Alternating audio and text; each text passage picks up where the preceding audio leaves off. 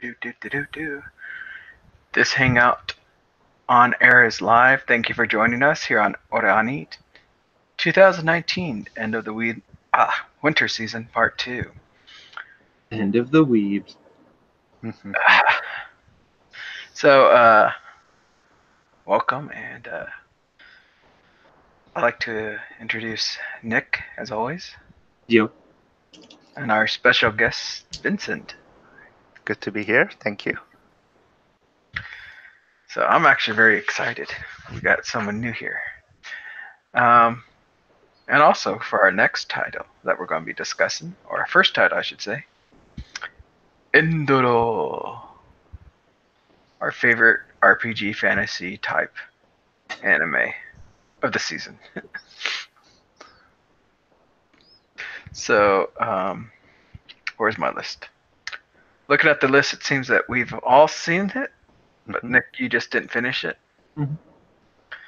So, other than that, I actually thought it was very enjoyable to the very end. It had some very heartwarming moments, but it was hilarious through and through.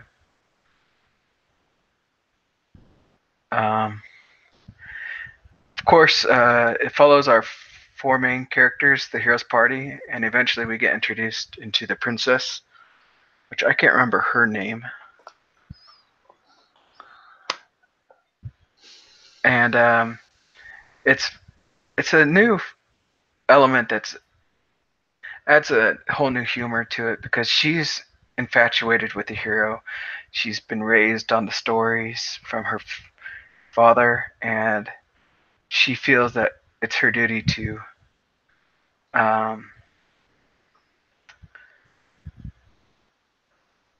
back the hero, and it's kind of interesting when she first realizes that the hero's a girl, and so that adds a whole new twist to her infatuation. And as she tries to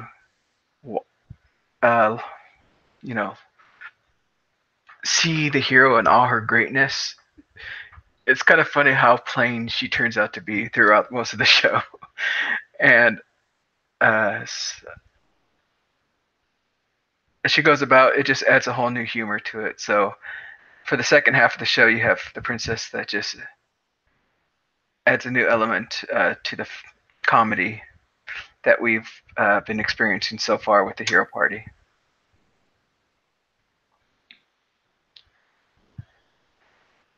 What about you, Vincent? Well, I mean, this is one of those type of that you don't really have to think too much about it, which I kind of like. I kind of stopped paying too much attention to this ever so serious type of anime a couple of years ago after I got burnt out.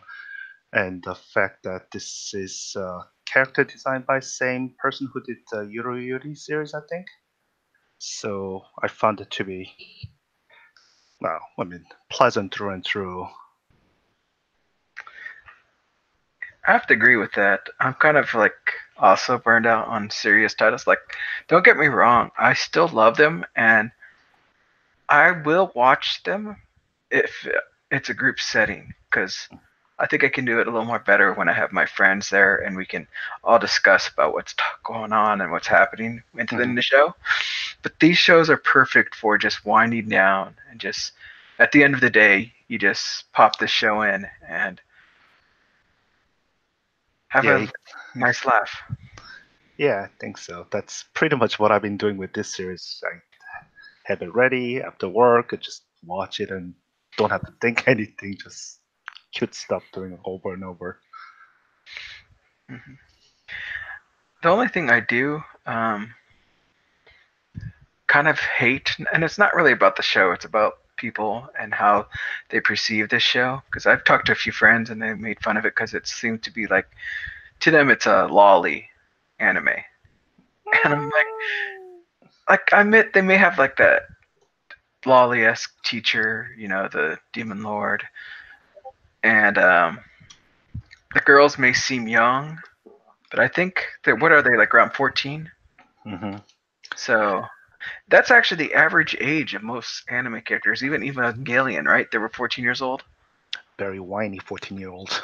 So It's just that I guess the character design makes them seem a little younger. So, but to me, it's not the focus on lollyism. It's focus on purism and just um, and the comedy. I mean, just take away the medieval fantasy setting and just throw straight into the modern day setting. You'll be straight up middle school, high school, teenage drama kind of thing. So I don't necessarily see it as a lawlism. I mean, if you want to go that route, the Waterton probably has a much better argument towards that. This is more like a cutesy girls, cutesy stuff, but there's not really much of a fan service involved whatsoever. So I don't really see it that way. Yeah. Actually, now that you mentioned that fan service, I'm actually surprised there wasn't like some kind of onsen scene, or was there? No. I mean, there might have been a bad scene, but it's not something leaning towards a fan service. They're just pretty much in there to take a bath, not so much for anything else, I don't think. Yeah, because like it tends to almost seem that some of these shows like this tend to have these generic fan service scenes of where they're either in the onsen or they go to the beach, and I don't remember anything like that in this show. Yeah, I mean, they went to beach, but it was to battle to take care of the task they were given, not so much of a skinny dipping, really. Yeah. So after I really enjoyed this, and it's complete different from what you were saying. Wataten, right? Mhm. That one was heavily like. I mean, that one is loaded. Yeah. So, if you're not into lollies, but you're into fantasy RPG type tropes being shown, like I did notice one thing, which I don't know how I noticed it, but that girl that's obsessed with the cards, she does have this weird slit, and you can always see her underwear. Really? Huh. And, like I always thought that was the only one thing I noticed. Like near towards the end, I was like, "What?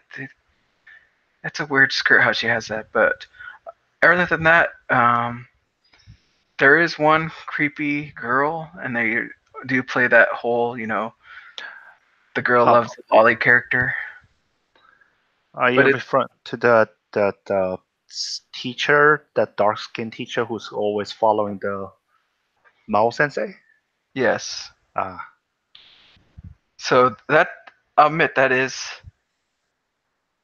something that's there, but it's not like it's in your face, or it happens like for a quick scene and then it's done. And right. So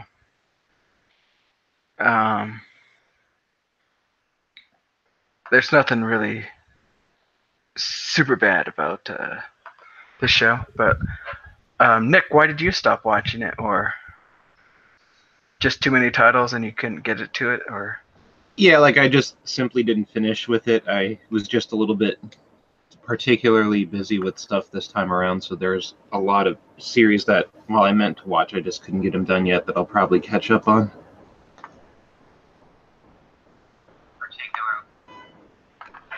Sorry about that.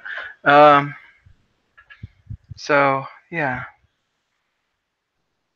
let's go ahead and move on to our next title. And actually, let's go completely to the other end. By that, I mean, why are you still watching it? Sword Art Online. I don't even have a title card for you. I'm sorry. Well, this is one that I actually half read the story on, so I haven't read many light novels, but it was, I forget at what point in the core it was when it kind of transitioned to the volume that I did not yet get to.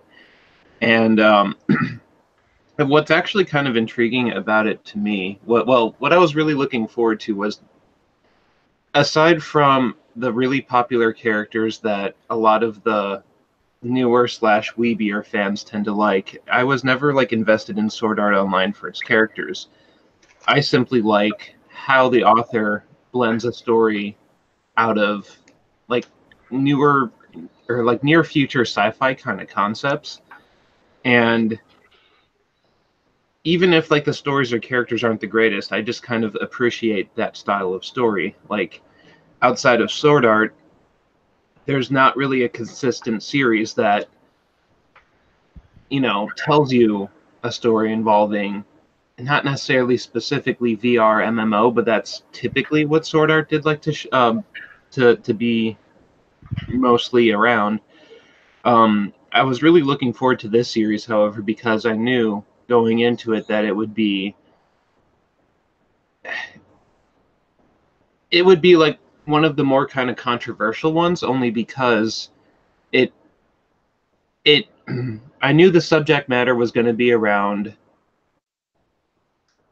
like a simulated computer VR MMO that consisted around like a kind of like a nature versus nurture argument, because a lot of the characters in it were fully AI to the point where like they literally said, you know, we've come up with a way to store a consciousness onto this like quartz like crystal, and we copied a newborn baby's mentality and then multiplied that many times over across these crystals and attempted to synthesize a society of people. Like, you know, we dove in as people and we brought up those young minds, and then we like, because this is a computer simulation, we could like turn the time dial to 11, and I think I forget what it was, but I think it was time runs at like 3,000 or it's either like 300 or like 3,000, I can't remember the specific number, times, you know, normal time. So although, to give a small spoiler, like the government's purpose in running this thing, because this wasn't really backed by, you know, a public entity company. This was totally like a government experiment, you know, ran by the Japanese Department of it's whatever the Department of Defense would be called. Their whole thing was like, we want to see if we could harvest like AIs to empower drones and just be like really smart military AI. And I, as I said, I only knew where half the story was going, because that was the premise on why the world was created. That's not the story we're necessarily given. And what was really intriguing to me at the end of the story, you know, was there is a character who learned that their existence was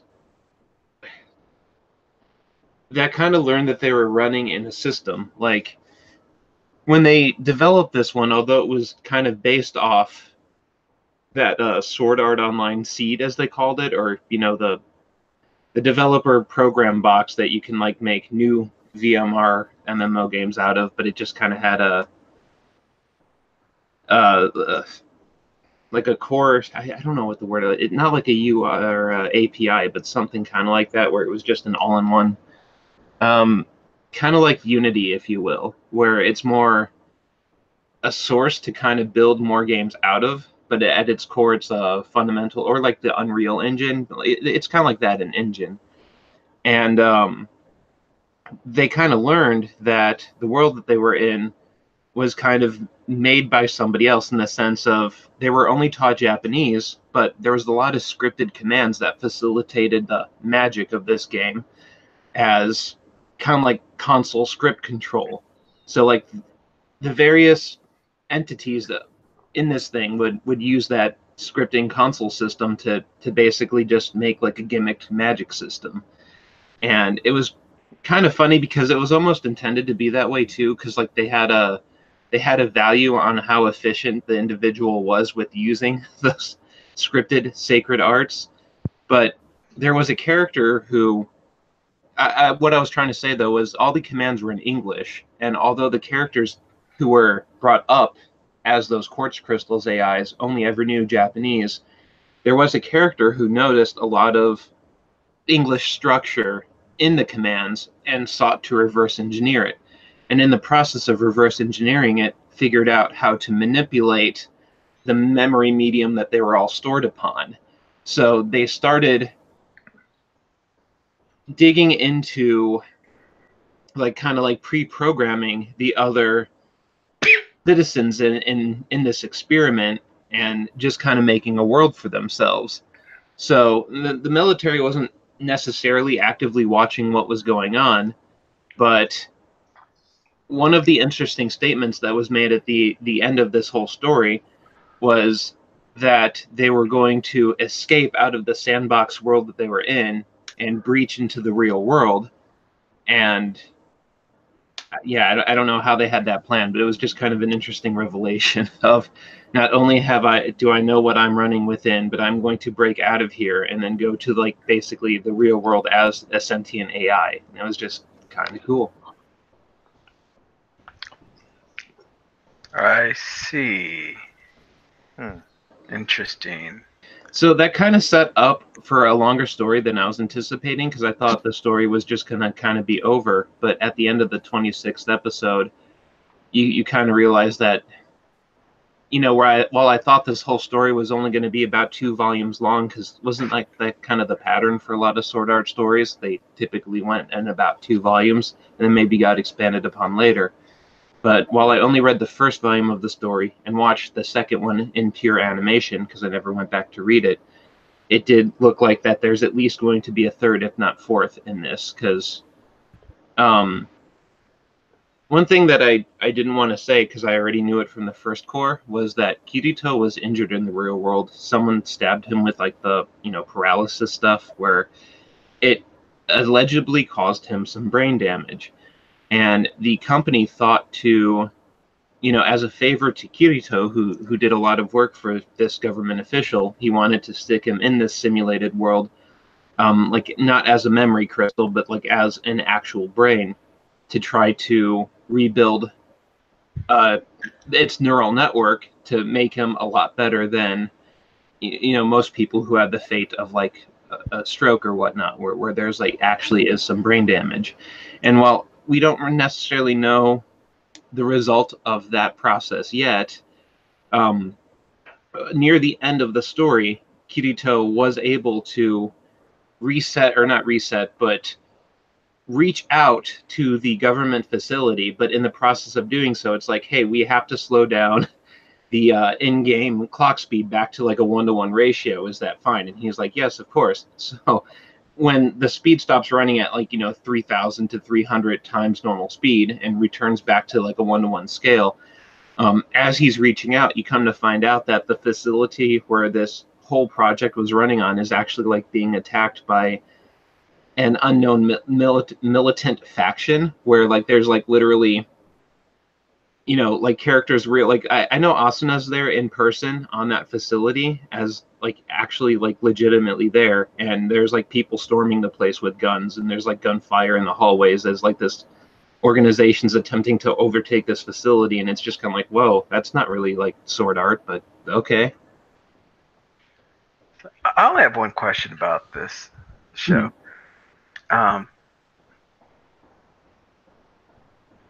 Can you start just from this and continue on, or do you have to have watched all the other parts? It would only help with a lot of the background characters. This one kind of it's its own almost standalone story. There is a moment where when Kirito's ending up in the hospital, they like show the full cast of like all of his friends. So if you already have like a vague idea of who they are, like you've maybe seen like at least the movie Ordinal Scale or something, you might, I don't think you would need to know the whole story. It's definitely not trying to explain itself for people who haven't watched any prior work, because, you know, the person he got attacked by was a member of that in the Laughing Coffin, and like the first, you know, in the Sword Art Online initial story. But like, is that important to the story being told? No, not necessarily, because you just know that this guy attacked him for whatever reason. He got hurt, and he got like whisked away at the whim of the government to try basically a new age experimental like healing program, essentially, like not even like hospital backed or anything. But so yeah, I don't think it's totally essential to have seen any of the prior stuff. It just kind of helps to know who all the characters are, who they don't do like introductions because they kind of assume you to know everybody. But I don't know how true that's going to be going into the next story, where their sea-based or facility that they're all running on is being attacked by somebody. The full cast isn't there. There's only, Kirito Asuna and various government officials on there from there on. But yeah.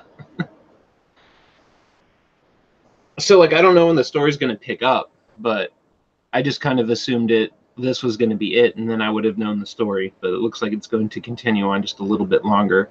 I do believe, though, that the 26th episode was it, and we just have to wait for the next season. Like, it kind of ended on that cliffhanger moment, and I don't know if a new season has been, like, announced to be starting at any time. But I think, yeah, it was like the 26th episode was it to the core of Alicization, which is, the apparently first part of the story I just previously kind of described in a rant. Yeah, so, to clarify, I believe it was 2 volumes per core. So, Sword Art Online was the first 2 volumes, and then Online was the next 2 volumes. Yeah. Online was 2 volumes. Yeah, so like I do believe 2 volumes went into this. It just looks like, because like I said, I read volume 1. I didn't read volume 2 of the whatever volume this one would have been. But it looks like with that resolution, it's still not over. So I don't know how many additional volumes. It's like going to be another 2. It's just going to be a 1. So, and then my next question would be for you, because I know you've watched it, but Ordnance Skill, at the very end, they made some kind of comment. I can't remember. They made, like at the very end of the trailer or credits, they made like it's okay to, or start operation whatever.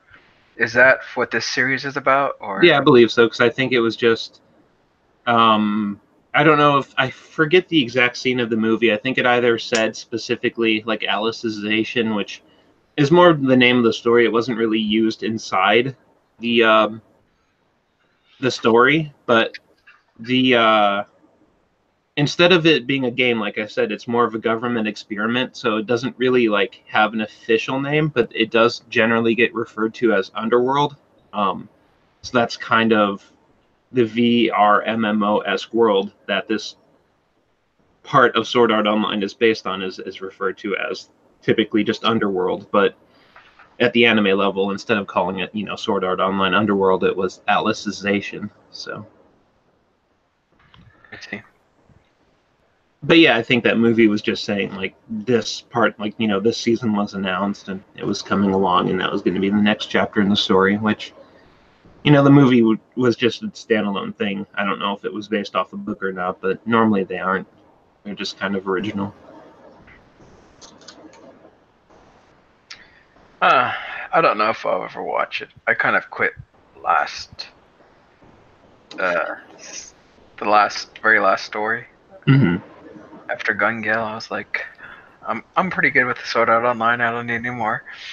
Yeah, and that's fairly fair, because while I've been outlining what I was interested in about the season and why, it definitely was not mostly about the intrigue that I had in the series. Like, if you watched it, it'll mostly be a story about, this kid who, well, not this kid, but after he gets thrown into it, he kind of enters this village, and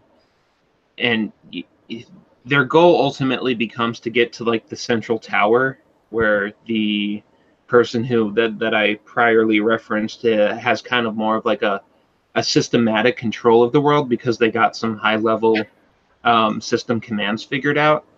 But this person is kind of running the world the way that they want, and their goal is to kind of like,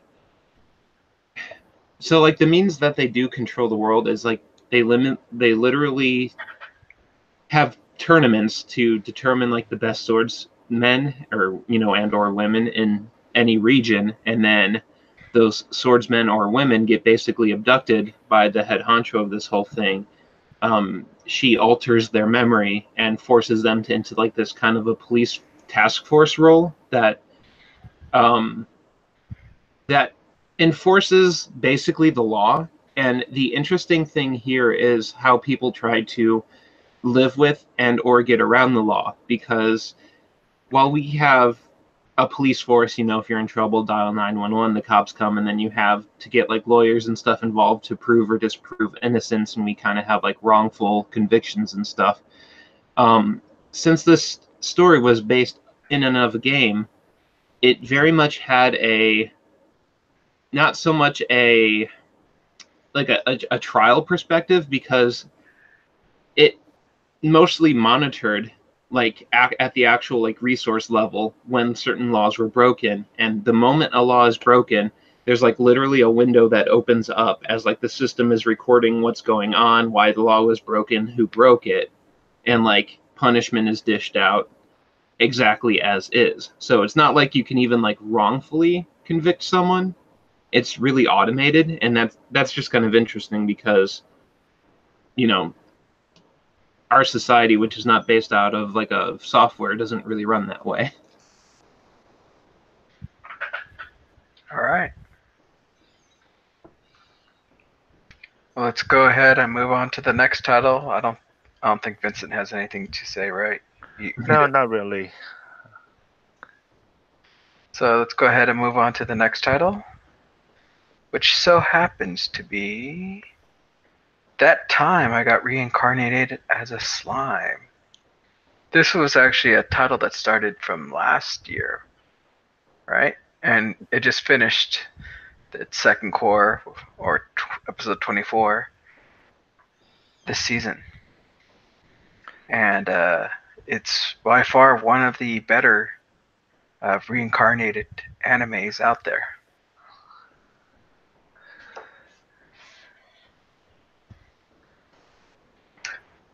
Let me see here. And it seems like almost everyone watched that except for Sean. I don't know what Sean's doing with his life. But it's been a great show. I've read I believe it was the web novel. I can't remember if it was the light novel, web novel. And I have been reading some of the mangas that's been released. So I had a lot of the source material already in my head as I got started into this. But it didn't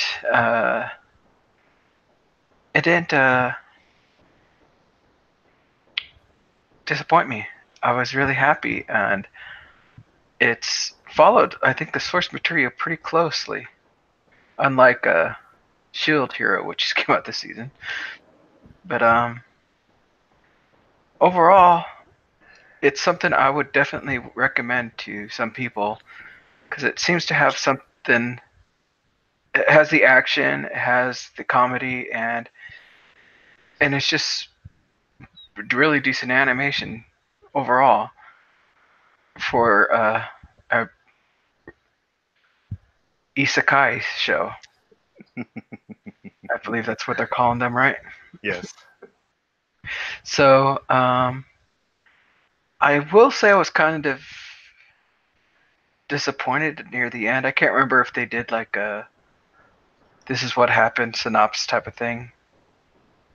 I think they had one of the episode that was lightweight where it showed a lot of what already happened.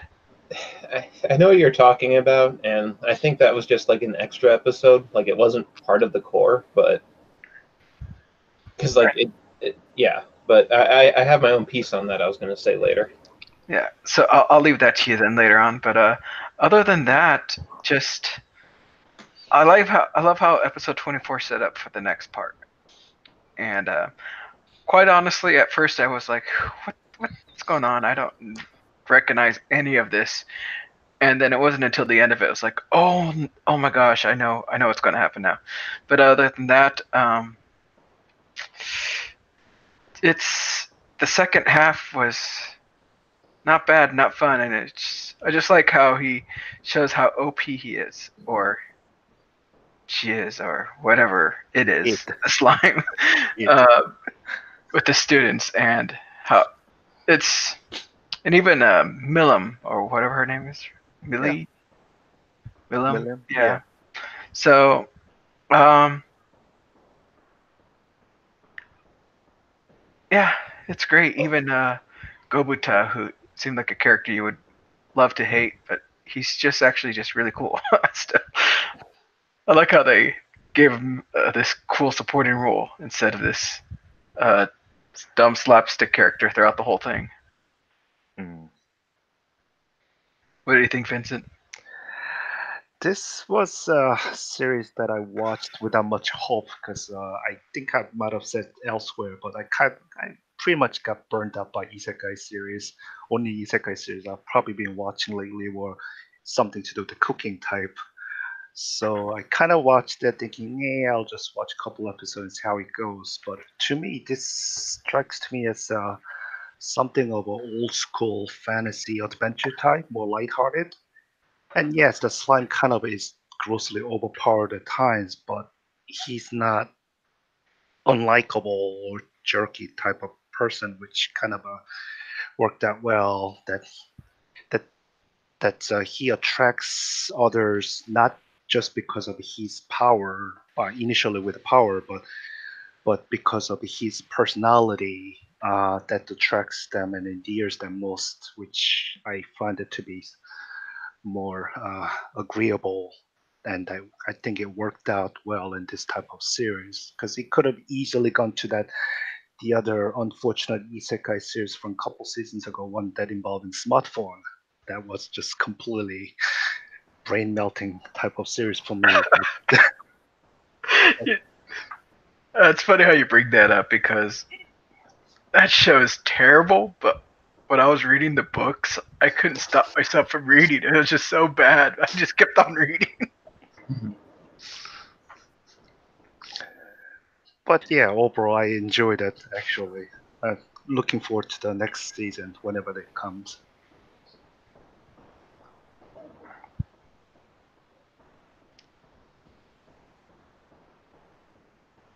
Yeah, and going on with kind of what you said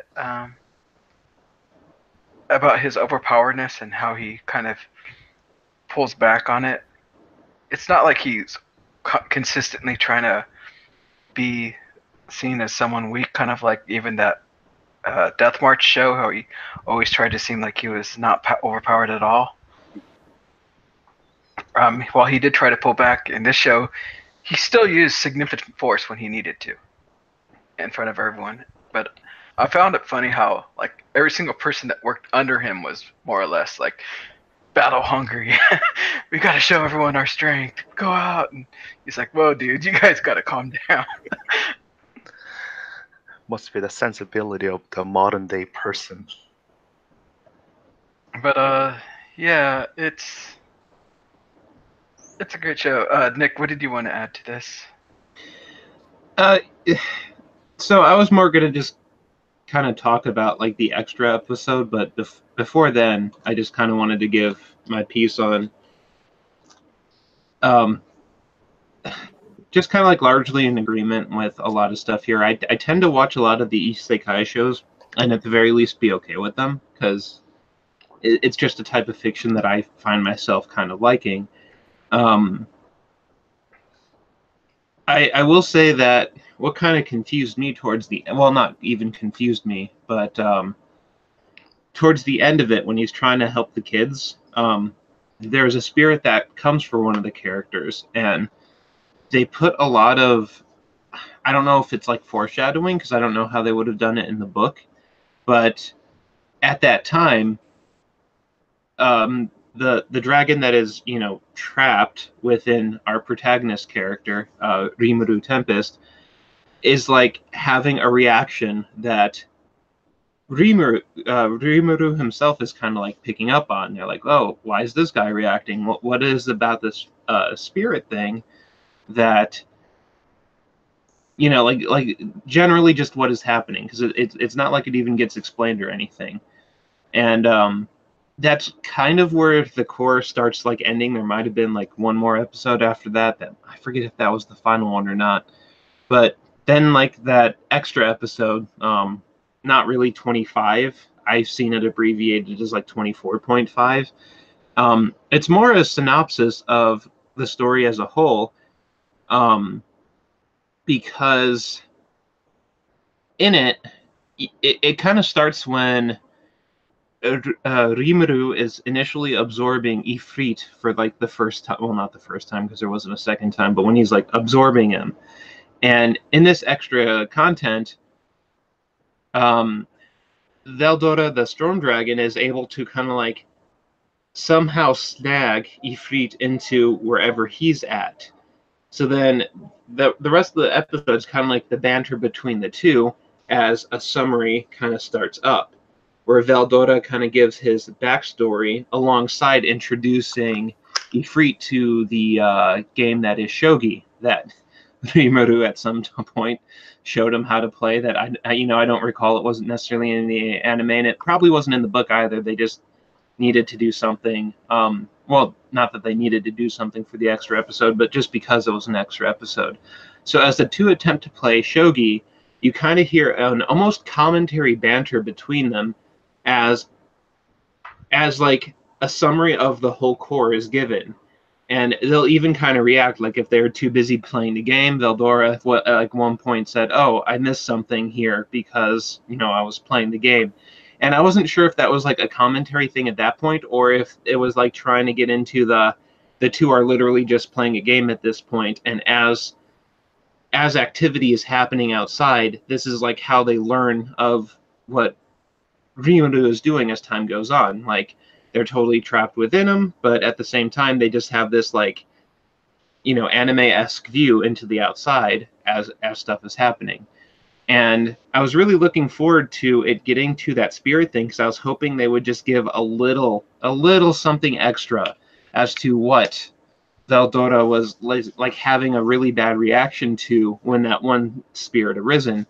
And the commentary just like continued as normal at that time. And like what just kind of irked me was like that was the moment where even if you didn't want to give much away, like even if like you wanted to just use the Veldora commentary voice to say, "I don't know, that thing makes me really uneasy and I just want to say that," they didn't acknowledge it at all. And I was like, you guys are like, that's horrible. Like you have the commentary voice going on right now. How do you not even like acknowledge a big cliffhanger question? Like even if you didn't want to give any answers, just like give it any actual form of acknowledgement, and they didn't.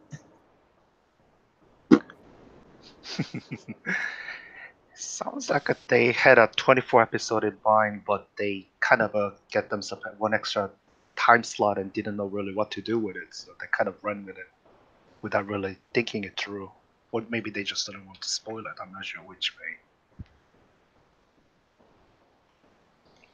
Yeah, so like, I don't know what it technically got counted. I'm sure it was just like an OVA special. Yeah, because it said side story. I'm sure if I click on this OVA thing. Oh, no, never mind. Anyway. All right. Well, that was that time I reincarnated as a slime, right? Yep. So let's go back home, back into the real world with Data Live.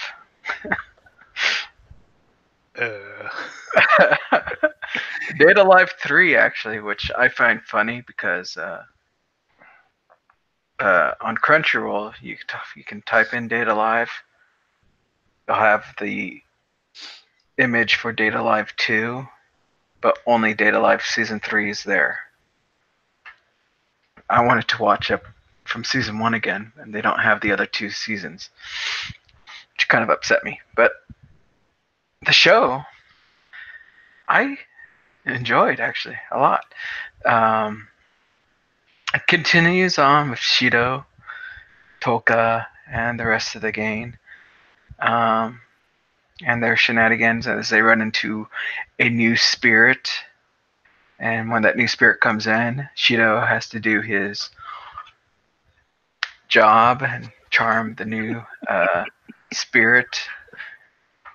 And it's kind of interesting what happens because rather than him going through his whole date phase and then try to convince them to kiss him, he actually gets into kind of a misunderstanding with the spirit, and then the spirit gets super upset at him and um, decides to punish him and pit him in a game where he has to try to find out uh, who's the real or who is she? Who is she impersonating? Because she has this impersonation skill.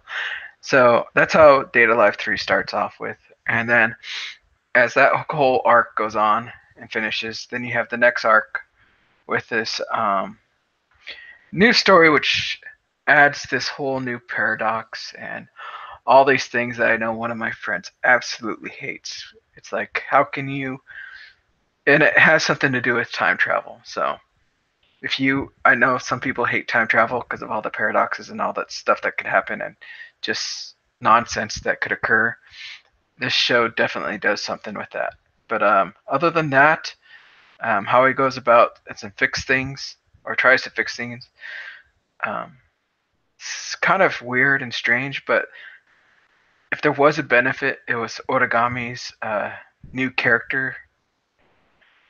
Instead of her static face and her being this super, I kind of want to say erotic girl because she's always trying to get into Shido's pants in some kind of formal way.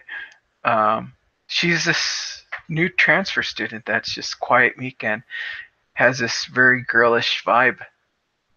But deep down inside, you kind of realize something else. But I'll save that for when if you guys watch it. It's hilarious. But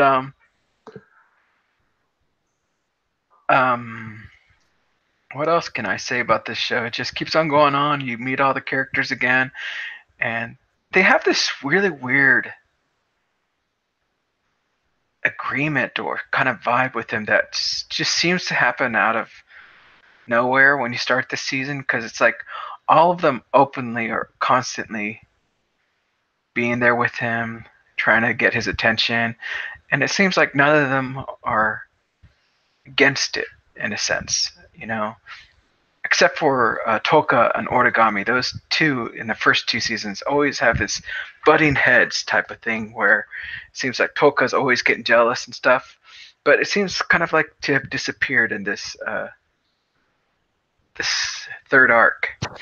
And also it seems to be that Shido is getting more and more control over the powers of the spirits he takes.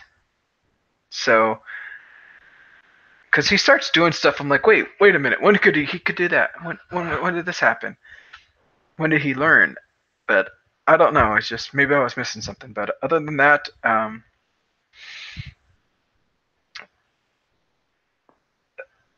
it was fun. If you didn't like the first two seasons, you're not gonna like the third. But I think if you're on the bandwagon, it's okay to keep on writing it out. There's probably still going to be more content, definitely. And the last episode was just utter ridiculousness. They decided to switch the whole story where all the other girls have to try to make him fall in love with them to get a kiss to seal his power or something like that, which was just utter nonsense of an episode, but it was hilarious.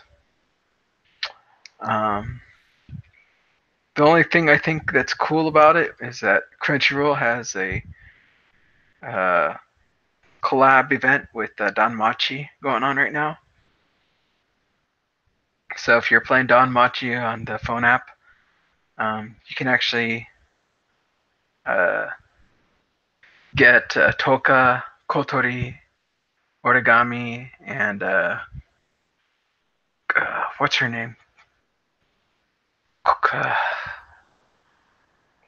That weird girl with the different colored eyes. I can't even remember her name. Oh, that one. Yeah, she's got that crazy laugh. That laugh's awesome. I don't know why. Just something about it. Yeah, that's definitely. Give me a second. She's at level. Kurumi, I think. Yeah, Kurumi. Yeah, Kurumi. Yeah, she's another interesting character. She's like, I don't know, but you can get her in those games right now, and it's pretty fun. Little new story they got in there, and I like how they put it out real quick instead of having to wait a whole year like some events. I think it was like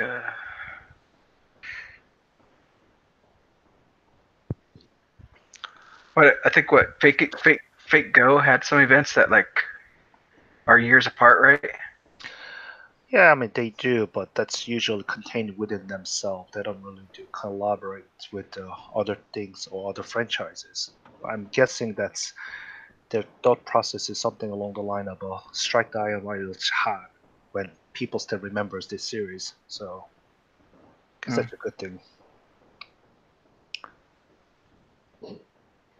All right. How about we go on to the next title then? We'll pick a title here that just for Vincent. What's this called? Dokyuni wa Hiza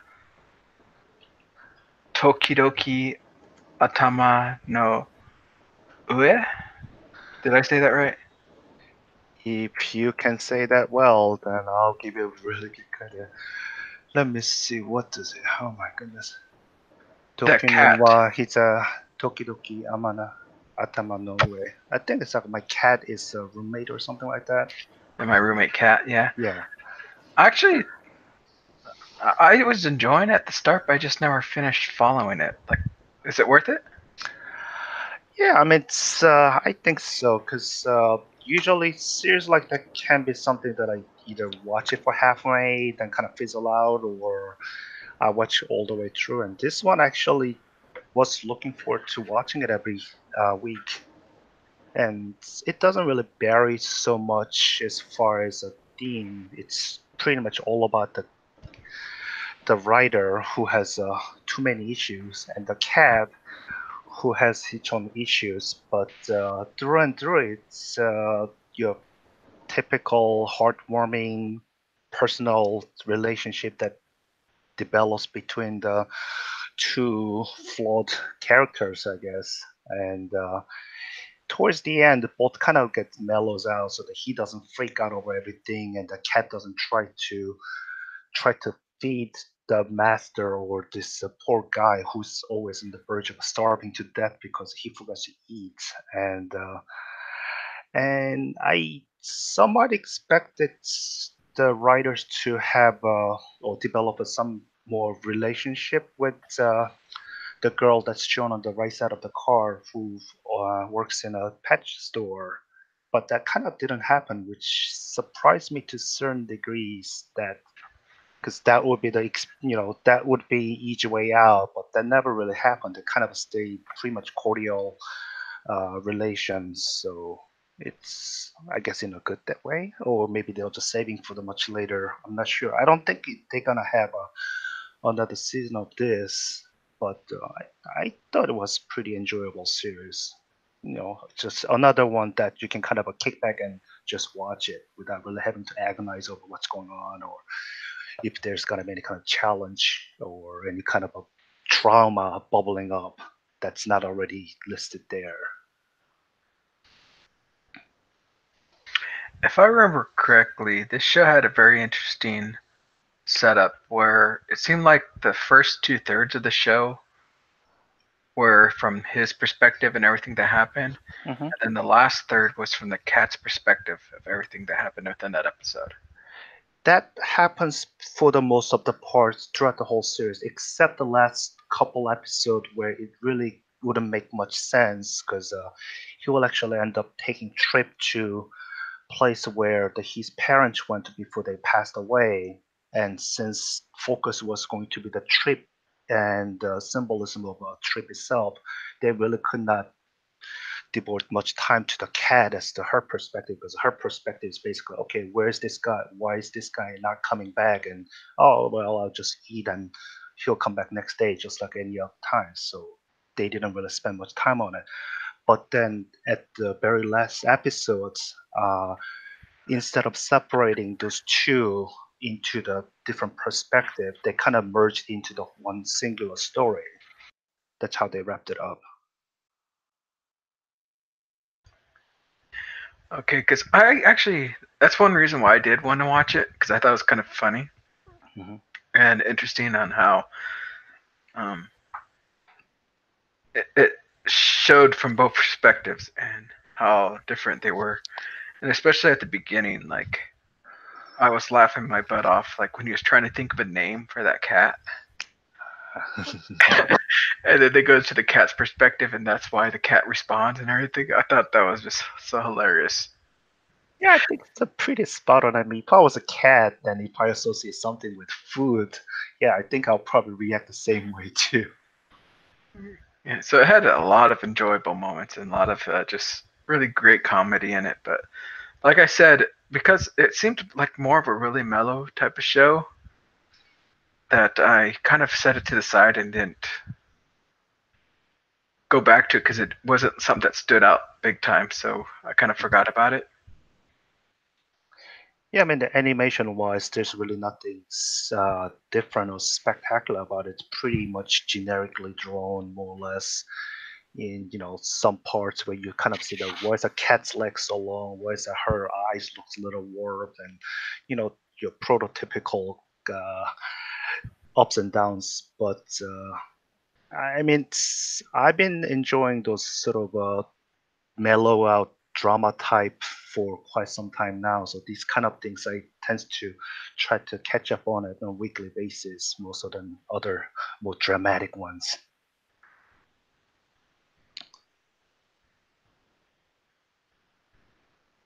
Okay. Now, would you recommend that I finish it or? Uh, if you watch say halfway through, I think you can soldier on the other half just fine. But if you kind of say watch first two episodes and kind of shelved it away, I don't think we're gonna miss by not being able to watch the rest of What if I missed the cosplay reference at the convention because I didn't finish it? them. I highly doubt that this is not something you can cosplay on unless you're gonna show up in a cat suit. You'll be surprised. Like we barely caught it, but we saw a character cosplaying as one of the people from Citrus. And the only Wow. reason we got it was because she was holding a lemon. Oh my god. So That's yeah, because I was like, that looks so familiar. What is that? And then I saw the lemon. I'm like, oh my gosh. So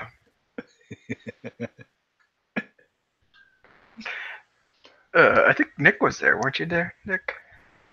Yeah. Uh, yeah, it's a nice cat show. Let's go ahead and go to the next title that at least all of us have seen.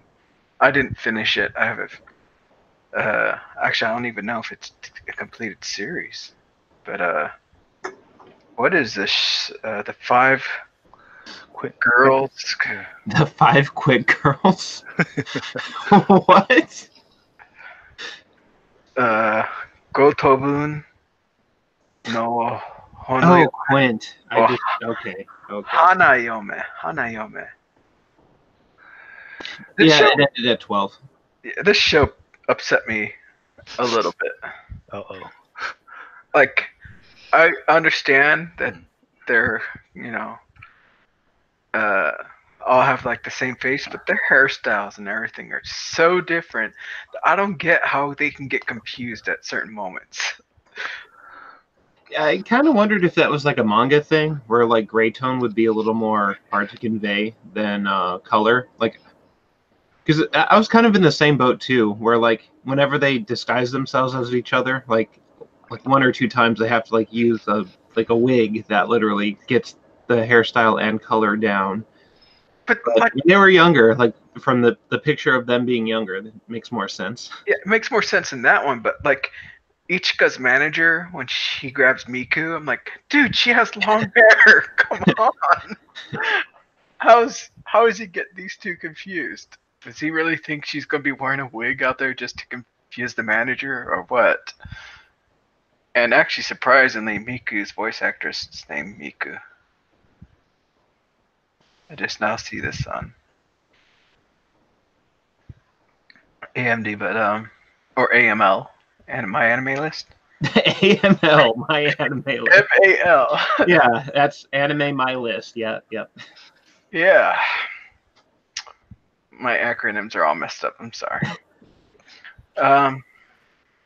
It's obviously a harem type show, which gives you no satisfaction because you know they're not going to tell you who he chooses. I think the manga is still going, right? Yeah, I think so. Um, but I don't know. There's just some things about shows like this that upset me because it's like, yay, I'm taking a step forward. Things are going up. Nope, we're going back. We're resetting everything, and then oh, now we're taking another step forward. Up, nope, let's go back. Over and over and over again. The only scene that truly impacted me and I thought was really great. Spoilers for anyone who's maybe going to watch it, but the part I loved was when they were doing fireworks and that scene where both of them reach for the same firework and they're like, "Wow, this is a surprise." We usually all have our own things, but now we've all or the two of them have picked the same thing, which for obvious reasons, right? And I liked that scene, and I thought it was a good thing to try to move forward. But it just always seems that they're going back and forth, and well, it's okay for some shows. I don't know about this one because that guy kind of pissed me off too. Like if it's a guy I like, I don't mind, but this guy, ugh.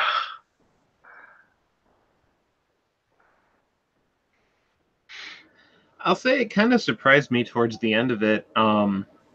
It reminded me a lot of manga that I read back in the day with a particular focus on not so much like rom-com, but kind of like a romance-laden story that had many other sub-elements, and it just reminded me of a few titles that I read, like literally read, because oh no, one of them was an anime, but I think I read the manga first when it was a startup for me. But it took like getting like halfway through the season, like getting into those last few chunks of episodes where I really saw it open up into that. So, but for that reason, I did kind of end up appreciating it a lot more towards its later end in the core. But I still like the story. I don't know if I necessarily like want to throw it on my shelf right away like it, but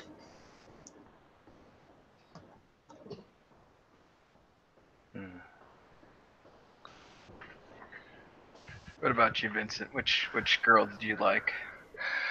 Well, given how much I like the blue hair version of the same character name, so I'll have to go with Miku. I know, I know. But Hatsukoi Hatsune. yes, yes. To me, this series remind me a lot of Nisekoi, minus the shaved head tilts. You got that whole typical harem going on, everybody vying for the affection of one person one way or another. But I guess the major difference being that this has a fixed number of competitors from the get-go. There's five. Whereas in Nisekoi, it kind of tends to become like a flavor of the week where new character gets thrown in eventually, and before you know it turns into jumbled messes of okay, why does any of this make any sense whatsoever? But I think the structure in a way is kind of makes sense. It has a similarity. It's got that whole long lost premise. Whereas in Nisekoi, it's about the key and the lock. Whereas in this series, it's about that certain picture that emerges towards the end of this season that kind of have implications on one of five. Although it kind of takes away the second girl out from the occasion because she doesn't seem to remember this picture whatsoever. So I see that some of the parallel. I liked it enough to the point that I kept on watching it, but I have a feeling this once the next season comes along, I'm probably gonna forget most about this and just move on to from there. So, although I didn't answer because I don't actually know if I clearly have one that I would prefer, like who won out at the end. Are we just all assuming who like ended up he like because the last episode was obviously number 12 there of who he was marrying, but they didn't really clearly announce the person's name. I didn't think so. I think just to do like the viewership level question here, who do you think he ended up with? Nakano. Mm, It was Nakano. conventional wisdom probably will say Itsuki, the fifth girl, since she's the first one he bumps into. But I could be wrong. I don't know. That I don't know. If anything, I think it would be Nino because those two seem to be the two polar opposites of each other, and those characters tend to hook up more so than um, characters like Itsuki. But Miku's the one everyone wants them to get with, but it's obviously not going to be her. The only person that makes me really wonder is Yotsuba. She's an enigma to me. Yotsuba's an enigma. Yeah, because there's this one scene where she has this really deep moment when he's asleep, but all the other times it's like, is she really playing dumb or what's really with her? Does she know way more than what she's letting on? So Yotsuba, to me, she's this really mysterious girl that I haven't put my finger on. I think she's the perceptive one playing this dumb character. I think she understands more so than she lets out, but I don't think she's gonna ultimately step into the ring seriously enough to be a contender.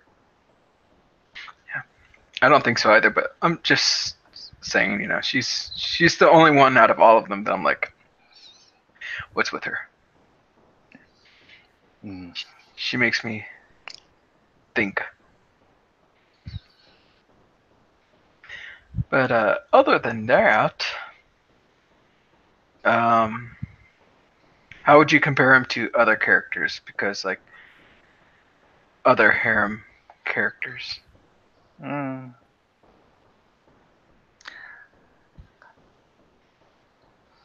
Mm.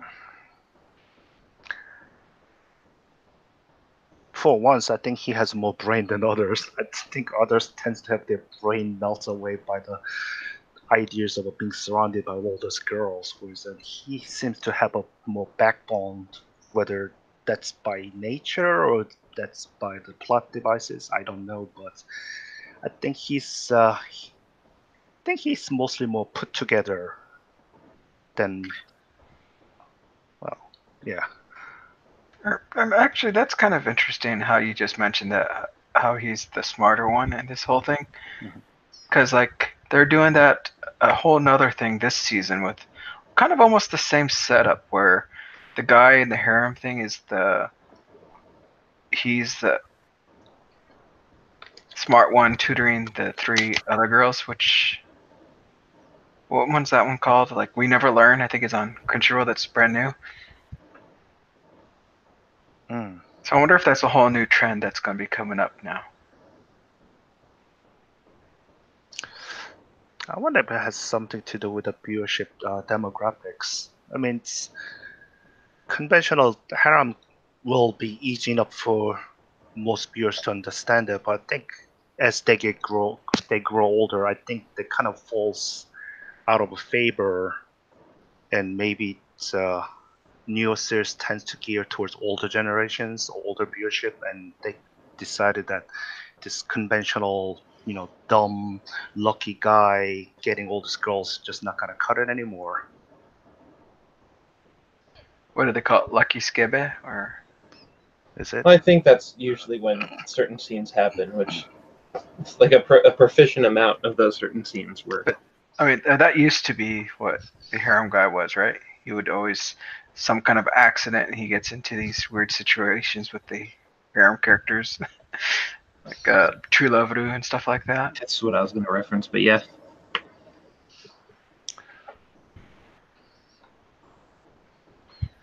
Interesting. What other title do we have? Let's go for one that Nick has marked on here. Let's go for this girly Air Force one. Yay. Let me get my little title card. I actually watched maybe half of this after the hangout. Because I heard you guys talk, it was kind of like an Ars Nova thing. So that actually made me kind of be interested in seeing. Very loosely, like. I remember you saying something like that, so I was like, yeah, like not really, but yeah. Let me really check and see how this is. So I ended up watching maybe half of it, but then I was like, it's okay. It's not what I was expecting, but I'll watch the rest later, and I just never got to it. I would say, if you're gonna ask me later, just bringing this up now, if you should finish it. While it's not the most worthwhile series ever, if you're already halfway into it, I'd say push for that last half, because although its ending is maybe not like the greatest, it's just it does improve, like especially in comparison to how it started up. There's an introduction to a lot of characters that makes the series worthwhile enough for someone who got halfway through it. Now, am I necessarily recommending it for everyone? No, not necessarily. So, Girly Air Force is the tale of an alien-esque entity that invades Earth in a almost like a strike witch-like fashion, where it's not like a fight of the week kind of a thing, but this entity is taken over the airspace as we know it, and we have lost the skies to the aliens, and they are slowly kind of taking over the world. And humanity, in an attempt to resist said aliens, I guess, was able to scrap fallen alien craft and assemble the pieces into a humanoid-like being who was built with like an as an integration to a type of airplane. And that airplane to that the being that was made from the alien, because the aliens are referred to as the Zai, I believe, and the characters in this one, the protagonist is actually from China. They've escaped to Japan from China, which has fallen to the Zai. So it's not like, I don't think it's like the Chinese group animation thing. It's just there's only a few characters with the Chinese name. They speak Japanese for the most part. They do use some Chinese here and there. But he comes across at one point in what's known as an anima, or anima, which was kind of like a being, as I said, made from fallen Zai craft. And that car is going really fast. The parallel to Ars Nova is just that the anima have what's referred to as a daughter, or that airplane craft that they're integrated to. And one of the weird things in the show is that they're kind of pragmatic. Like, a lot of times characters will refer, or like the scientists that have worked on the anima will say how they're built out of source code and how they're code-driven beings, yet pretty completely humanoid for the most part. That was kind of like a weird thing to the show. But there are some characters that get introduced later that make the show quite a bit more interesting. There is a craft who actually isn't really largely around or nor involved in most of the story, yet they kind of say that while it is an anima, it doesn't have like a fixed persona, and anytime anyone views it, it gets like reflected, like what they're like the avatar, I almost want to say, because normally, as I said, the beings are very humanoid. But when looking at this one, they don't have a set shape. So their attire gets adapted to someone who is on the mind of the beholder, of the viewer. So no one really knows what the craft's like humanoid persona actually looks like, because it looks different to everybody. And while that wasn't a super interesting character, it chooses not to talk, and because it can't mimic the voice of who it might be appearing as to someone. I don't even think it knows, but it's kind of funny because it chooses to like talk through like a text app. Like it'll pull up a cell phone and like type in a bunch of stuff to converse with people. And I thought that was kind of interesting. Later, there's like an American craft that gets involved, and that's towards when the series is about to end, and it's kind of going to deliver its final episode. I will say that the combat is very few and far between. There are episodes where you go by without like any kind of dogfighting in airspace, but there's a constant overall theme of the whole show is the interaction between our protagonist, who gets like enlisted into the military because he can enable an anima sustained flight, because she's the only one that basically has narcolepsy problems when she's not near this individual for whatever reason.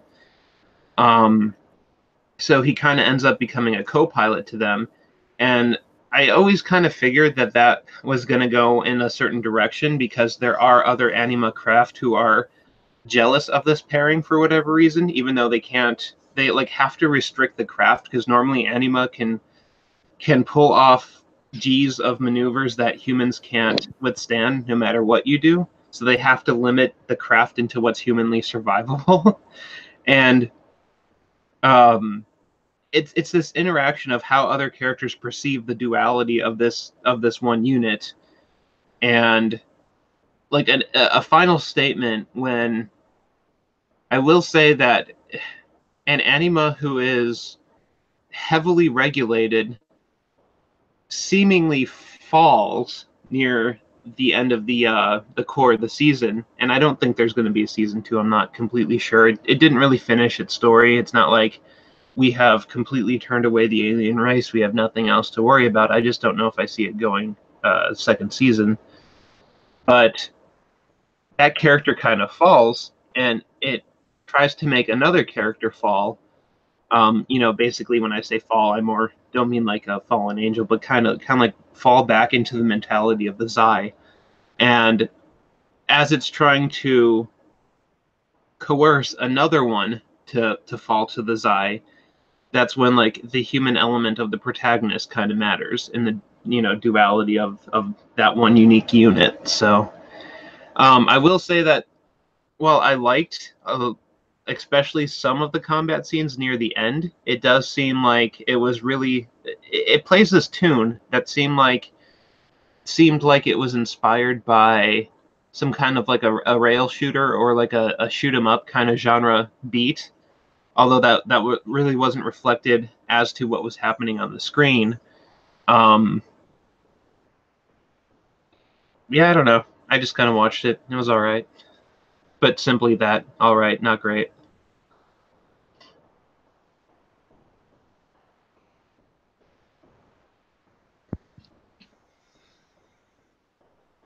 I forgot I was muted.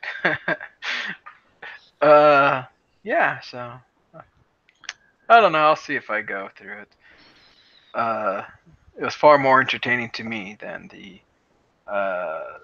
other title, Kotobuki or something. Kotobuki. Kotobuki. It's the short name for it because it has like more of a title, but yeah. So this show seemed a little more entertaining, but the other one actually I found out has a phone game out in Japan. Kotobuki? Yeah. Oh, I guess I don't know. I couldn't say I really see it more unique to this one, but with its color style and other visual elements, it almost seemed like it would be. But I honestly don't know if I'll finish it, but I'll see. I got vacation coming up soon, so I'll hopefully have some time. Extra time finishing some series. Let's go ahead and go to the next title, which was the biggest title a lot of people were anticipating this season, I thought. Well, hang on. Right before we go to the next title, I'll at least make this one recommendation to you. At the very least, skip to like if you're considering absolutely dropping it, not going, at least watch like the last two just to kind of get in how it finale'd instead of like trying to get the whole thing done. Just I do think I don't know if the last three would be necessarily. I forget if they start the plot in episode basically 10 or not, but at the very least 11 and 12. All right, we'll see. We'll see. So the next title we got is the Shield Hero. Which is like still ongoing. Yeah, the isekai that everyone was, I don't know if everyone, but a lot of people were super excited for. And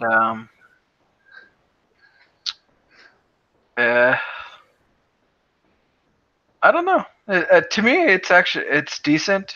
I kind of expected more.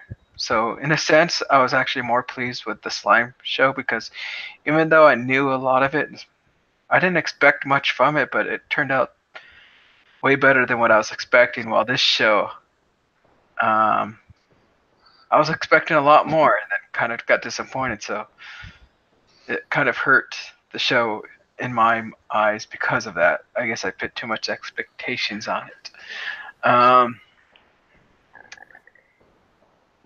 I think by the end of this, we're in the middle of a new arc, I believe, right? With Melty. Yeah. So while this core ends with in the middle of an arc,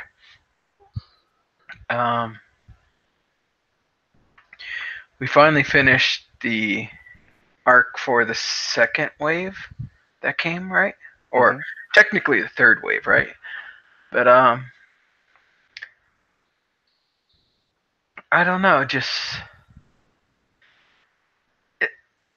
like I said, it's hard for me to say anything because of my expectations at the beginning. So although I want to say it's good, I'm not super excited about this title right now.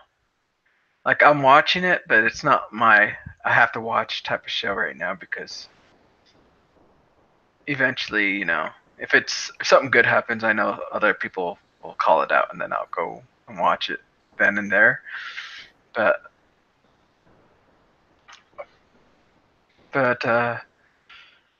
yeah, I guess we can just wait and talk about the finale later, unless any of you want to add anything to it. I think right now we're at volume 3 into volume 4 of the novel, story-wise. And this was one of those series that kind of makes me hate isekai series when I first started watching it, especially the first episode when our shield heroes keep getting screwed over and over. I just almost was ready to just stop watching it, moving on to something else. I'm kind of glad I suck it up and just watch it through, as it got a little bit more enjoyable. But yeah, I do agree with Tank as far as later episode being somewhat of a letdown, because maybe because he just kind of mellowed out somewhat. But I kind of suspect that once that shield does its thing, he might go back being that angry hero again. But I'll probably keep on watching it until I get sick of it.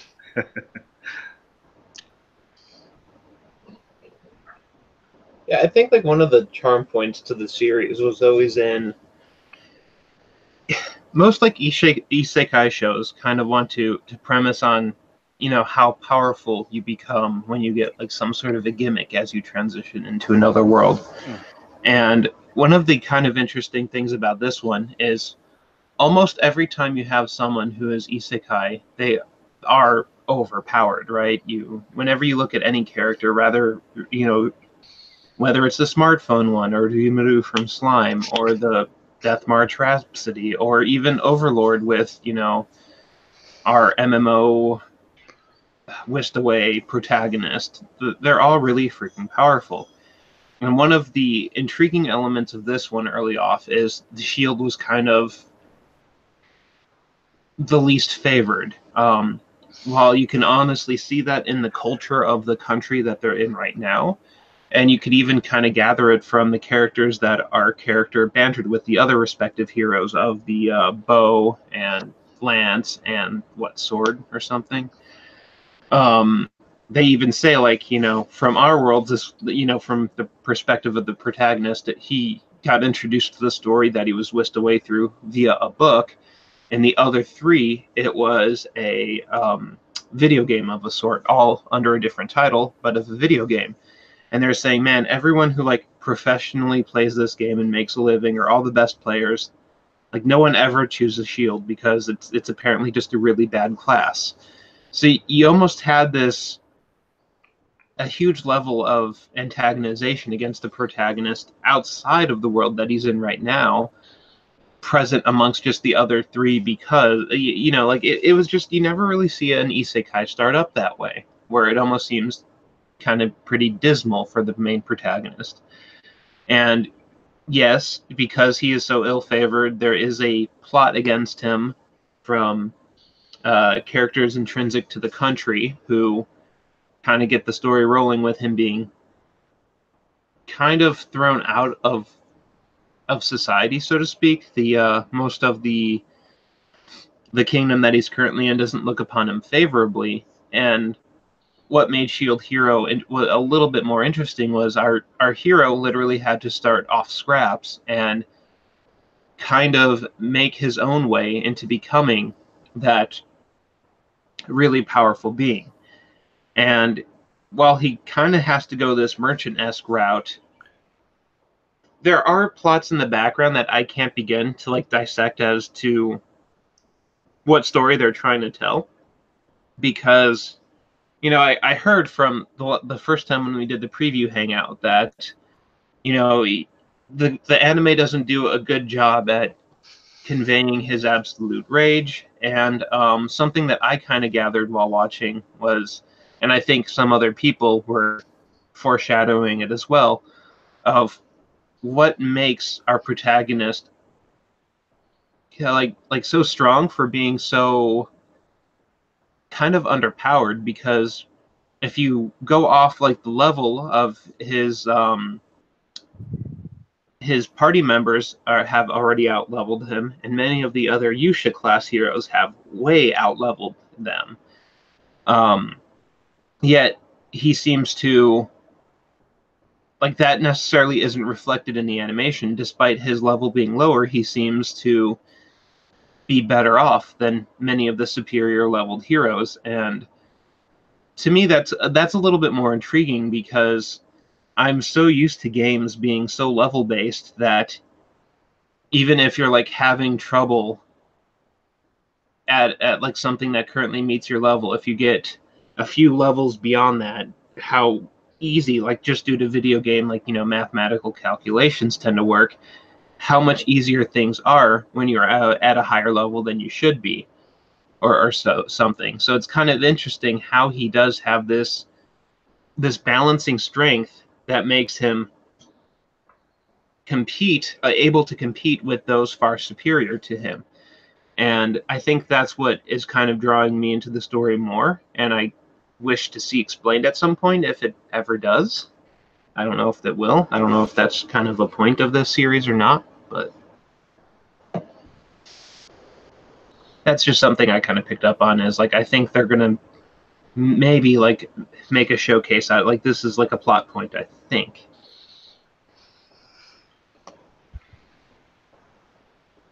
I see. Yeah, I don't know.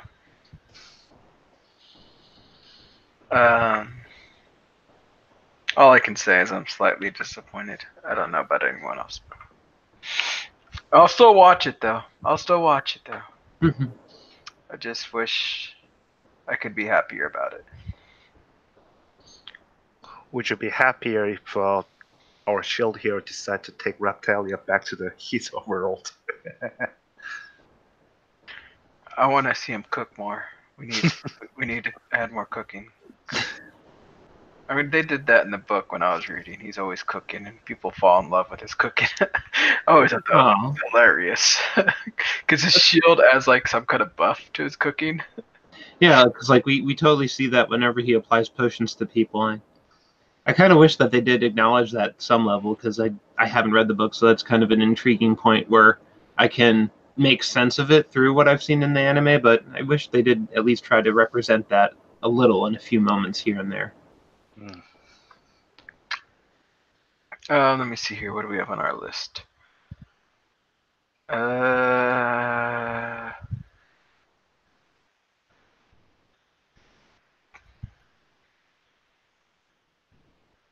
I'm totally lost on my thing here. Okay, so we're going to talk about Ueno-san, Mm. but I don't have a title card for it, so let me just. I just saved this image and move it over here. Ba-da-dum. So this is a short that I found on Crunchyroll, and at first I was like, "What kind of nonsense am I getting myself into?" And as soon as I watched that first episode, I was like, "Hooked! You got me!" Oh man, this thing just totally just came out of left field for me because I wasn't expecting anything, and then just bam! I was actually have a sketchbook where I sketched some pictures from the show because I just loved it. And it's what was it, like a 12-minute short? Yeah. So I was happy for that because it's not your typical 4-minute short, which leaves you disappointed and wanting more. This one gave you a fair amount of time, and even though the episodes seemed to be sectioned off like what was it, like the three little stories, or Yeah, usually have 3 different inventions thrown in there. yeah, and they're shorts because I think I don't know, I didn't check the source or anything, but I think it might have been uh, from 4 or Yonkoma, I think they call them, right? Yeah. So I think those shows tend to be like these really weird shorts, and why they do it that way, I'm not 100% sure. I wish Albert was here to let us know. He would know all of that. Um, but other than that, just this one was actually one that I was like, "Ooh, when's the next episode? I want to see the new antics. I want to see the new thing that Ueno does." And she never disappointed.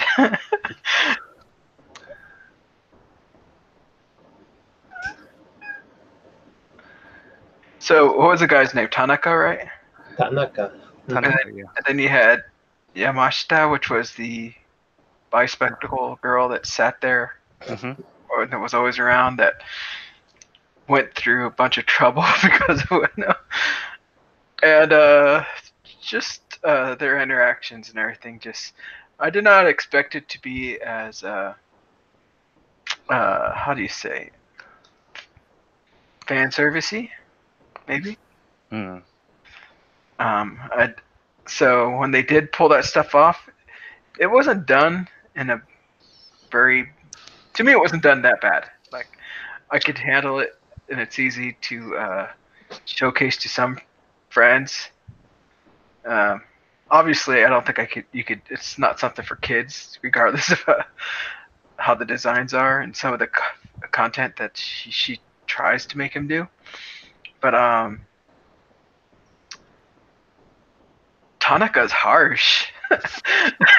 That's what I thought made this show hilarious. I disagree. Oh, really? Why? I don't think he's harsh. That's why. I was Oh, gonna let you say your piece before I go into my spiel, though. I thought he was harsh. I don't know if I don't want to say he's a dunce protagonist. Oblivious, I'd say. Yes. Yeah, I don't know if, because I don't really want to say that, but he does have a lot of the qualifications of one. But You like this series too much, you're in denial. maybe. But it's just there's there's just so much going on that I don't know where to start and what to say. Um, and the nice thing I think about it is that you can almost pick up anywhere and just start watching it and enjoy it. Now there are some things that might pop up that you might not have a clue about as to where they came from. Like I can't remember what its name. I'm going to call him Peachan, the little pig that's always hanging around them. Um, like there's a whole arc about how he's created, but he shows up every once in a while. But the inventions and everything, it's always fun and to me has a pretty high rewatch value.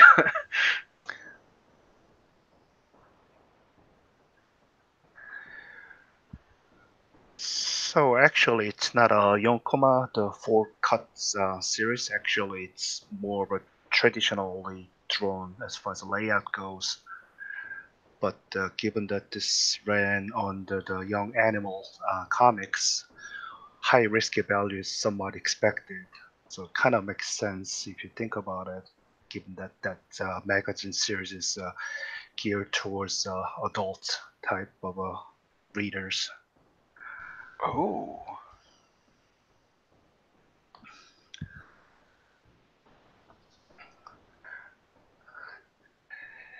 I think that what I liked most about this series is that how Ueno is trying to push the envelope to get to where she wants to go.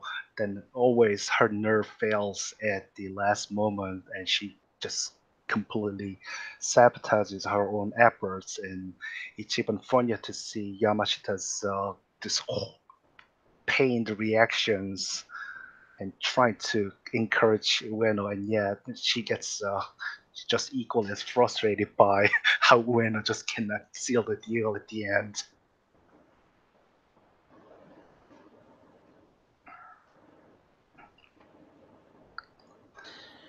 So, what I was going to say is, although I watched all of it, it's not like it's a particular favorite of mine, unfortunately. It had a lot of elements of shows that I usually don't like, but I think I did kind of watch it for just like with more of an intrigue in what will the next invention be. Because like one of my nitpicks are kind of the inventions themselves, and it's not that I'm going to be overly harsh on this series. It's just that I kind of liked how they attempted to make fun of science, because you have this character who like probably doesn't have anywhere near the amount of like technical skill needed to make any of the stuff that she's making. Like I kind of wanted to see like her how she produces some of this stuff, like really nice packaging. You never really see her working on a circuit board, yet she's like playing with like theoretical elements of science. And like I said, I'm not going to be overly harsh, but there's like a time or two where like they were giving off and like how an invention worked, and it would like only sometimes kind of break the series for me. And that was like on one invention, it was like it would like use particles unique to the male gaze, and it's like, wait a second, like light reflects off eyes, and I can't really say that I've ever, for like from a pretty darn scientific standpoint, like what particles does a gaze emit? I would really like to know which ones are unique to males, females, or any gender. Like a particle of a gaze, really. But again, I'm not going to be too darn critical here. It's just there's a lot that you have to forgive for the inventions. I'm not expecting them to be practical. Another thing that like there was kind of like the gimmicks of all the characters. You had Ueno, who was really forward with, or attempting to be forward with, the Tanaka, the guy she really likes, but as is said, she kind of had this not like tsundere thing, but kind of like where although she was forward, she was also shy and couldn't it's not that I do or don't understand that element of her personality. It just, it was part of the character. And you had the Yamashita, who was always very harsh, I would say, on Tanaka, who was the oblivious type character. So whenever there was something he would not understand, he would get much the blame from both of them, and just kind of end the day kind of, lost puppy confused. Like, what did I do? I have no idea. And it's just part of the humor of the show. That's kind of what makes it not quite slapstick, but the rom-com that it was kind of trying to be, with literal elements of comedy and not so much romance. The surprise characters that always popped up helped kind of establish a lot of the it kind of helped diversify a lot of the episodes. It wasn't always just Ueno making an invention that was only supposed to facilitate her getting closer to Tanaka. She would make inventions for other, members who had other interests, or not interests, but uses of her talents. And one thing that I really didn't like it literally rubbed me the wrong way throughout the whole show, was how they animated her twin tails. I just hated it. Like, that would be like a full star deduction just because. Just boiled my blood every time. Like, they would do something crazy with their hair, and I'm just like, come on, guys, stop it. You got enough stuff going on here. You don't need that.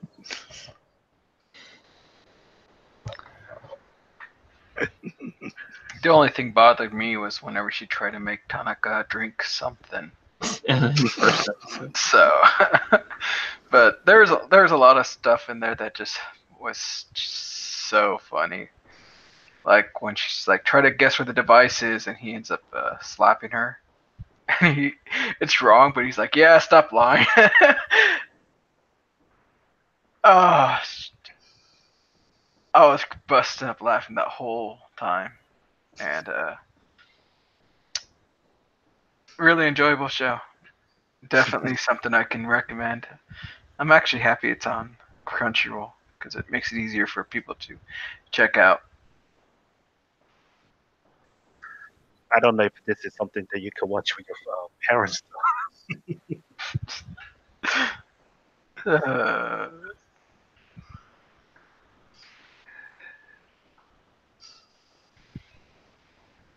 But let me see here. I think, Nick, is there anything else you wanted to cover? Or, because I think we've pretty much covered all the titles that, as a group, we've all seen. Let me see. I haven't really finished anything else. I had questions about other shows, but it seems like no one else has watched them. Like Index, I quit after 3 seasons. I just had to quit. I'm sorry. It did get a tiny bit better later. I think after that, like, Britain arc, for the most part, it got a tiny bit better, but a tiny bit. Circlet Princess was another one I really wanted to watch. No, I went too far down. But there's no really good streaming site that has it, or at least that I'm paying for. Grim Notes, no. I did watch all of a few that, I think Revision should be coming out soon because they're finally all released, and that's a Netflix only, right? I don't know. I totally didn't notice that I didn't put a blue in Index. What about Virtual Sun? And no.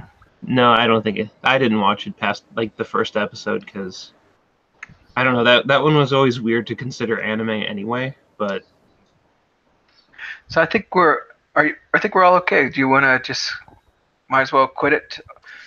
Vincent, did you actually watch the Fate Stay Night movie? The movie, yeah, I did. So maybe we can talk about that. Because I think all of us have seen Fate Stay Night, right? Yeah. Well, It came out in the 14th, right?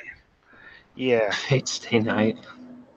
I think that came out like around 2006. the movie version right I now. know, I know. I mean, it's only thing I really will say is about the whole watching with family joke that I came across about. I know, right? Yeah, cracked me up to no end.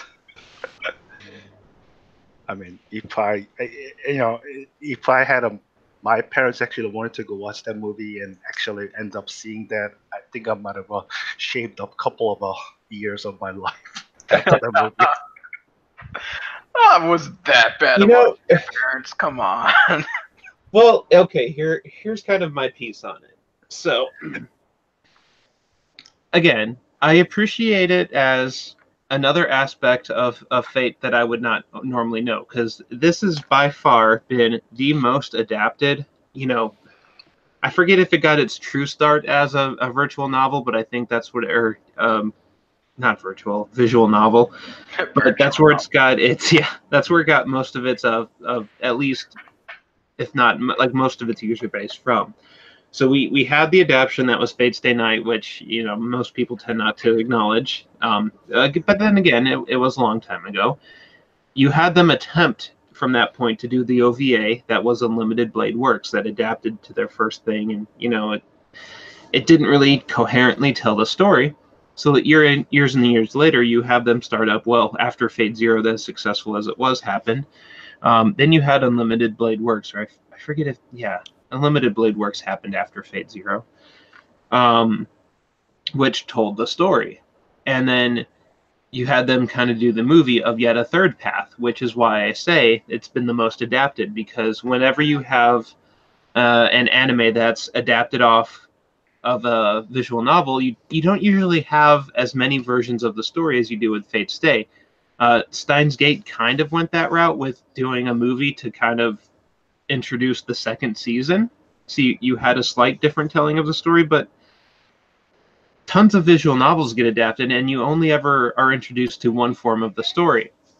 And the cool thing about so far the Heaven's Feel story is part two kind of really grounds it in to the the 18 plus explicit experience that it could have been. None of the prior work has really tried to do that, and that's where it kind of goes. Like, there was actually a story that I heard a long time ago of there's someone who was a huge fan of Rin from the story, Master of Archer, and I guess he got into the character before he knew, so he goes and plays the source work, and then he's kind of appalled at some of the actions that you can do in the visual novel. And he was kind of upset that his waifu could, be shown to so many people or whatever, or just be that part of the story. And that's where this movie starts to kind of ground in more successfully like the visual novel that it was based off of. There is one thing, though, that I will say, while I do know the story a little bit, there's an instance that I believe is completely unique to the anime, just because maybe I'm wrong here. I haven't played the visual novel, nor do I intend to. But there was a scene in which, what's her name? Sakura had I call it a Shaft-like dream sequence. And I don't know if I could imagine that being part of the visual novel or not. That's why I'm like, is the anime doing something unique here, or did the visual novel actually portray events happening this way? I'm not so sure. But while it's not making me any more of a fan of the series, it is kind of, in my opinion, at the very least, ever cementing more solidly the work that it is based off of. So I think it's the best attempt at conveying that, although it does have, part one has the weird startup where it almost like assumes you to know the story by now. So you would either have to have prior experience with any of the Fate stories, or I just don't think the startup of part one is going to, if you're deciding to get into it based on, oh, it's the best representation of the visual novel that it was. Yeah. So that's just kind of like I still like want to know where the whole story is going, and I would like to know how all of this ends. But um, while Unlimited Blade Works was pretty much a Shiro origin story, kind of an experience, this one's definitely a little bit more dark in the protagonist having choices because well, while I was kind of watching the movie, I could almost like see the moments where you were making your choice, like because that's what this is based off of. You know, a character and like all the foreshadowing that the movie went on to reveal, not necessarily into the third part yet, but like there's a character where the master or the servant of Sakura was kind of saying like at one point like, you know, I am still quite fond of her and um I don't know if you'll always want to stick by her side kind of a thing. And at that point, the viewer is kind of like, well, yeah, like she seems to kind of be more of a victim here. She, you know, had a crappy family, a lot of crappy events. And then when the revelation happens, it's kind of like, oh, is that what Ryder was foreshadowing when she kind of made that comment? Like, holy crap, there's a lot of moral conflicts in the story that would cause someone to side for or against with something, and I could just see like those branching paths kick off, and that's what I more appreciate. Mm. The only thing that disappoints me about this show is how long you have to wait for the next one. It seems like it's a whole year they wait. Probably. So I think last February we watched the first one, and then this one we had to wait till this year for um, March. March. Yeah. Next Why? year, I don't know. But the only thing that's also disappointing me, I think it's not necessarily because of the show, but I think it's because of how widespread um, anime is becoming in theaters. Is that we didn't get any goodies during this viewing. Mm. Because I remember the first movie we went and watched, they gave out some posters, like little, maybe I think A4 size cardstock of these the movie posters, and it was fun. It was a nice little thing to have and showcase. That I can go, hey, I watched this movie, yeah. But this one, they didn't give anything out, and I wonder if it's just because it's being released or movies are being released more and more to more areas that they don't have enough to hand out anymore,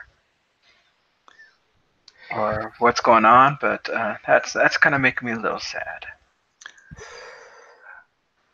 I think the part of me wants to think that Aniplex is just holding on to those extra goodies for the Blu-ray release that probably gonna sell for $150 and glorious like 6 disc release with like 3 CD tracks with all that and whatnot. But I'm I'm all for more releases everywhere, even though I seem to have a rotten luck at the theater where everything just gets delayed by 30 minutes on pretty much everything for one reason or another. But yeah, I So mean, yeah, not having to like, oh, that's the part one. no, this is the first one. Yeah, no, I think Tank was referring to the second one. No, yeah, no one that I know of got anything, but I Mm. was just showing that they were definitely big. One of the ones that made a point to do that the most was, of course, the Kizu series. So Oh if you want yes. to go see the Kizu films, Mhm. one of the ones that I was a little bit more happy about getting, because this is like the last time I actually got one, is just not standard sized. Like this thing is kind of hard to keep anywhere because I got like a folder that I keep all this stuff in. This Mm. doesn't fit in the folder. The Makia. Mm. I got 2 of those posters. I actually didn't get this one from the theater. They were giving it away at a different event. So, but I kind of got a movie poster for a movie I went to see. Ah. You know what I wouldn't be against, and I hope they would do more because like they did it for Liz and the Bluebirds. They give out these like postcard size pictures, Mm. and I really enjoyed it. And if they were to make them into postcards, I think that would be even great.